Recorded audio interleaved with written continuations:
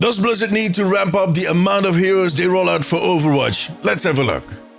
As I have been saying in the last few weeks, a bit of competition is never a bad thing. Overwatch has been dominating the hero shooter genre for a long time, leaving them at the receiving end of a lot of expectations. Expectations they created themselves, and expectations that were thrown at them by their own community. Expectations they did not always manage to meet, which has led to a lot of negativity within the community. Having Marvel Rivals join that ecosystem has definitely helped out. Well, kind of in a way. There are still people that make it a point to tell me in my comments that they uninstalled the game. Okay, and I think that will pass eventually. I'm just happy that players found that alternative that they enjoy. However, in Overwatch, that alternative also creates a few new expectations. That comparison between the two games has fueled some of the old questions and, yeah, created a few new demands. One of them is the rate at which heroes are being released in Overwatch 2. Overwatch 2 releases a hero every 2 seasons, which kind of results in about 3 heroes every year. Marvel Rivals plans to release 2 heroes every single season. Their seasons are 3 months, so that kind of nets to about 8 heroes a year. So that is double, which, according to some people, puts Overwatch to shame. But I don't agree. First off, let me tell you that as an Overwatch creator, I would benefit a lot from Overwatch releasing a lot more heroes. New heroes are still prime content, and that's where I get my most views, by a long shot. So me telling you all of this is actually kind of working against my own business. So short term, that would benefit me greatly. It would actually benefit the game greatly on a short term. On a long term, however,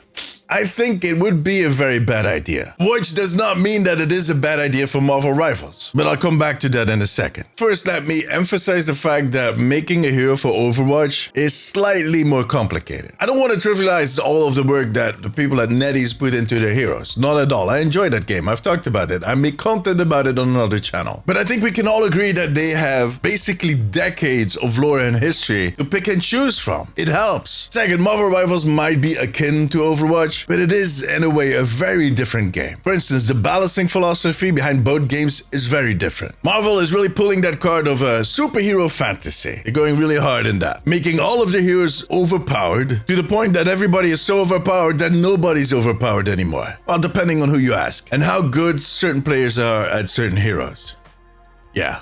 But you get the gist. Overwatch has a very different focus when it comes to balancing. They balance around predictability, counterplay, group dynamic. It is a different story. But that allows Marvel Rivals to get away with a roster of 80 heroes at some point. Yeah, sure, the heroes are really going to feel very similar, but that is not going to bother anybody because it's all about the hero fantasy. You're either Spider-Man or Black Panther. The person on the receiving end of whoever you choose is not going to feel the difference. They're just going to die. But for you, it does make a difference because that is your favorite superhero. Now, to be fair, they're not there just yet. A lot of the heroes still have those unique elements to them, but you can already see some heroes feeling rather similar, like the Invisible Woman and Dagger from Cloak and Dagger. I sometimes have a hard time telling them apart when they're in my team or the enemy team, unless they use very specific abilities. I actually have that same problem when I start playing them, but that's on me, because I need to remember who I picked.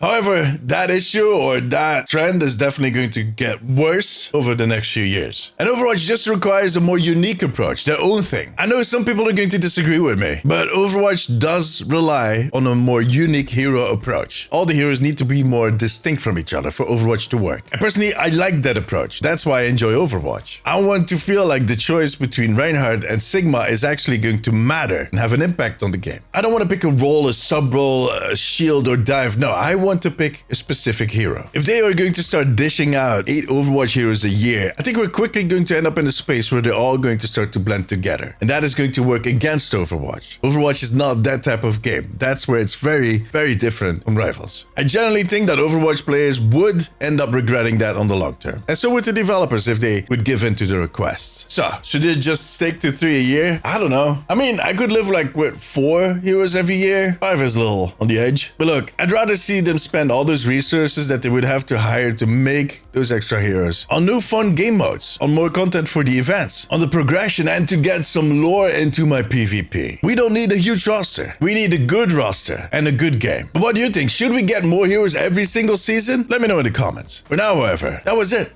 If you like this video, give it a thumbs up. It always helps me out. I also want to thank my patrons. I could not make these videos without you guys. You too can become part of the family by becoming a member over on patreon.com/theomnicpost. If you have a few minutes left, maybe check out one of my other videos. But above all, take care of yourself, take care of each other. Bye bye.